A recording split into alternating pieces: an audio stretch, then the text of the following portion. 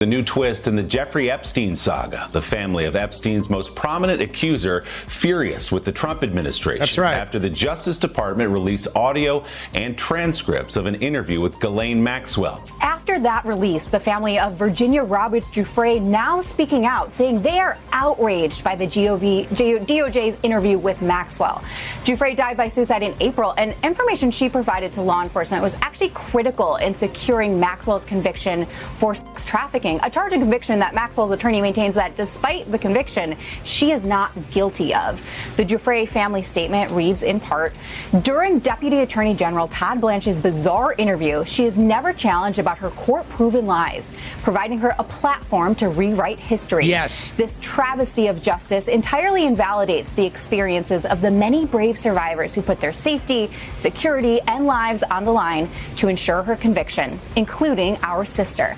They also then went on to criticize the DOJ for transferring Maxwell from a Florida prison to a lower security camp in Texas after the interview, saying it sends a disturbing message. We've been listening to the Ghislaine tapes, and we just know that the whole thing is a con job. Virginia's family is fucking pissed, bro. As they should be, because essentially Ghislaine is like defaming their daughter and sister, you know, and Ghislaine had a trial, okay? She did not take the stand in her own trial. She chickened out, and literally she had an entirely different defense in her trial, blaming Sarah Kellen. She perjured herself. She got caught in multiple lies. The staff knew she was the ringleader. She is like a dirty bitch. And the fact that now they're trying to create this phony narrative and pin it all on Virginia Giuffre is unfucking believable, okay? And the fact, though, that Republican legislators and people that are trying to polish Trump's knob are okay with this, no more. They do not get to call themselves the party of law and order anymore. They're fucking scumbags. Seriously, dude, you're right. Victim blaming is disgusting, but they're like victim blaming and purposely unredacting names and doing it to somebody who's dead to try and like get out of a crime they've already been convicted of, to sort of like soften the blow when Trump pardons her for covering for all these people. And it's not just Trump, guys. She covered for Bill Clinton too, guys. She's not just covering for Trump. She's covering for like every wealthy benefactor. Prince Andrew, heads of state, former presidents, obviously. She is covering for all of them. She is covering for the entire rich white male degeneracy that we have in the world. You know, she's covering for the patriarchy. And fuck her, bro. You can't cherry pick and say, I'm going to share with you the account of a convicted sex trafficker and somebody who's been charged with perjury. I'm going to share that, but I'm not going to share the accounts that counter what she is saying, that she actually was deeply involved, not only in facilitating the sexual abuse by Epstein, but committing it herself to these girls, and that she knew that they were underage. She abused them, yes. How do you just have this be so one-sided? It is, I mean, it's such a miscarriage of justice. This is not what justice is supposed to look like. It's just, it's incredibly disappointing.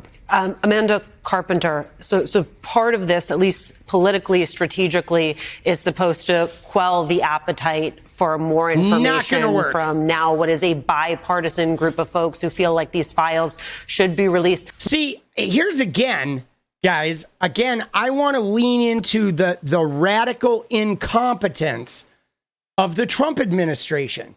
Because what did they do? They said they're going to release this shit. They found Trump in there. They found some kind of smoking gun. They buried it. They did a PR campaign. Trump started lying. You know, there is no list. There are no files. The whole thing's a hoax. Obama wrote it. Comey wrote it. Oh, it is there, but like now it's not credible. Yada, yada, yada. Right? Then he lied or changed his lie about why he kicked Epstein out of Mar-a-Lago. Then he admitted to Virginia Giuffre.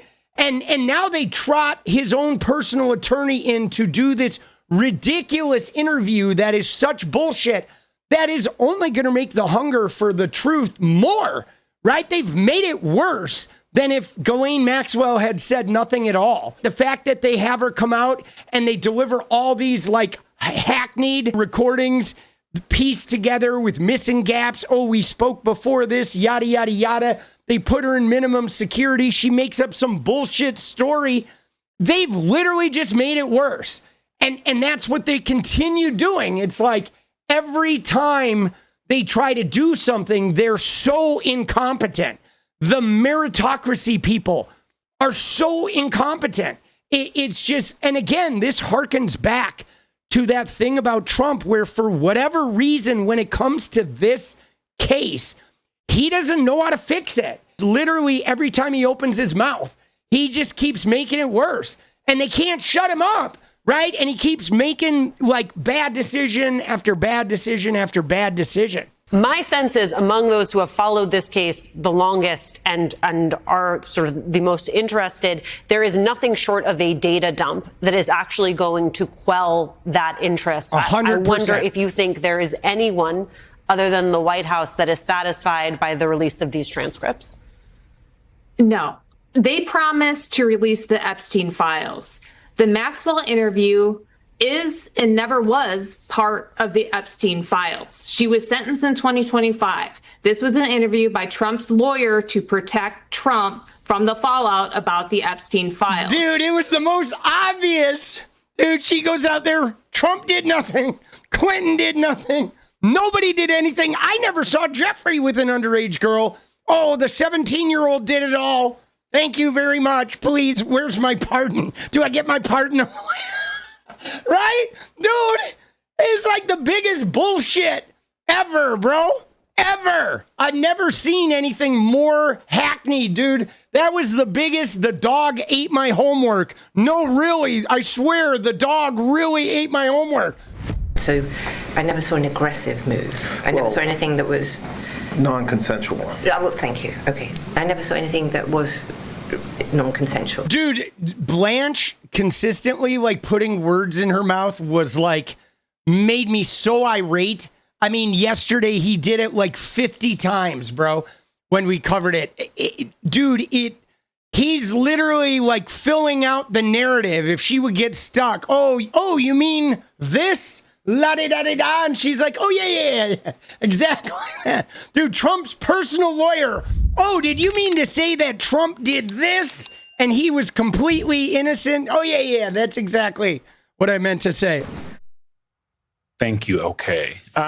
He's finishing her sentences. I guess that, so there's two There it parts is. of this question.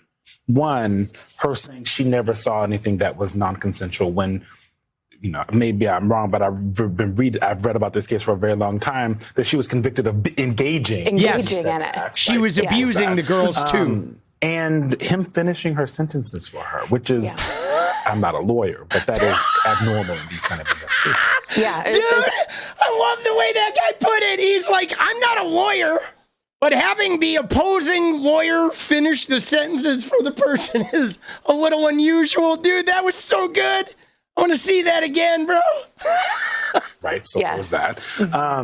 And him finishing her sentences for her, which is, I'm not a lawyer, but that is abnormal in these kind of investigations. Yeah, it's abnormal. And he did at the beginning of the interview remind her that it is a crime to lie. Mm-hmm. But as was mentioned by the Giuffre family, he didn't push back on things that she was convicted of in a court. And in fact, you remember that moment where he said, the things you've been accused of, he like relegated her convicted felonies, right? And the fact that she's a convicted felon to simply say you had been accused of some stuff. Like he actually made the implication in there that she wasn't even guilty necessarily of the crimes. Like, dude, it was wild. I haven't seen anyone tank a deposition since Barry Krischer first handled this case. down in Palm Beach, dude, in fucking 2006. She's now saying, completely didn't happen. No, so it was incredibly disturbing. And overall, I think it just shows, unfortunately, so much about this case is a snapshot of how sex trafficking is treated in America, where there's a flashy headline. At best, 1 or 2 people are convicted, but then so many other abusers, the sex buyers, the clients in this case. Yeah, everybody who's rich just is out the back door. That's literally the way it is in America with any type of sex crime, trafficking, prostitution, molestation, rape. All the rich white guys are like, oh, I don't see anything, and you just see them filing out the back door, right? And then they grab a woman or two and throw the book at them. Go completely uninvestigated and are left essentially with impunity. The point was made earlier that there is, and it is clear in her testimony that there is an effort to clear Trump specifically. A lot of the questions are specifically about Trump. A lot of the answers very complimentary even in particular sections to him. But you just made the point to me that she's actually doing even more than that. Yeah, I mean, she actually says she never saw anyone with underage women. They go through a list of names. They go through a list of people. Dude, that is such bullshit! Dude, yeah, she rewrote the whole thing, man. Insane. Epstein, would socialize with. She never saw anybody with underage women. She claims she recruited these masseuses because Jeffrey Epstein liked massages, and sometimes multiple massages a day, but she never thought there was anything inappropriate about that. She never thought any of these women could be girls underage. It's preposterous. To read it, it is rambling. It is defensive. It is evasive. And on top of that, she suggested that a 17-year-old girl, Virginia Giuffre, was the mastermind after getting hooked on drugs, became the mastermind who organized this entire trafficking ring, and then controlled Jeffrey like a fucking Svengali, right? Yeah, it's real believable. Meanwhile, she's like, oh, I'm so poor. I just managed the properties and never saw Jeffrey do anything. Oh, Ghislaine, where'd your neck go? Dude. She clearly is very well versed in the record. She at multiple times is pulling up parts of other people's testimony to try and rebut what they said rather than just speak to what she saw and what she heard. She is very clearly having a narrative that she wants to portray, which is, I had nothing to do with any of this. To the extent there was a scheme, it didn't involve me. I wasn't really involved with him. I was never really around him. I mean, to read it, preposterous that anybody would believe what she is saying. She is a convicted child sex trafficker. There are more than 1,000 victims and survivors, and yet she's telling the Deputy Attorney General of the United States, who also happens to be the president's former personal attorney, that, nothing to see here. And all these things that got him convicted, that got me convicted. No, none of it's true. Mm-hmm. Really, what this was it's like a PR for pardon, is how this interview plays. Yeah. And I think that's just what it should be taken as. I don't think that the things that she says should be taken seriously, especially remembering also that she was charged with perjury for lying under oath as well. So I think she clearly is saying she saw nothing, she did nothing, nothing happened, and it just isn't true. And so then hearing that, what does that do to the survivors? See, I hope it makes the victims mad. That's what I want. I want the 1,000 victims to be so mad that they're willing to come forward en masse. We got you. You have allies in government. You're never going to have as many allies as you have now. We need all the angry victims ready to step forward, and let's bury these fuckers. Let's bury him. Dude, I'm ready to bury him, bro. What is up, guys? Thank you so much for watching. If you like the video, you want to support independent resistance media, you know what to do. Drop that sub, hit the like button, and please share it. And we do love our members. So if you want to become a member, it's another really great way to support. Thanks again for everything, guys. I'll see you next time. Let's go.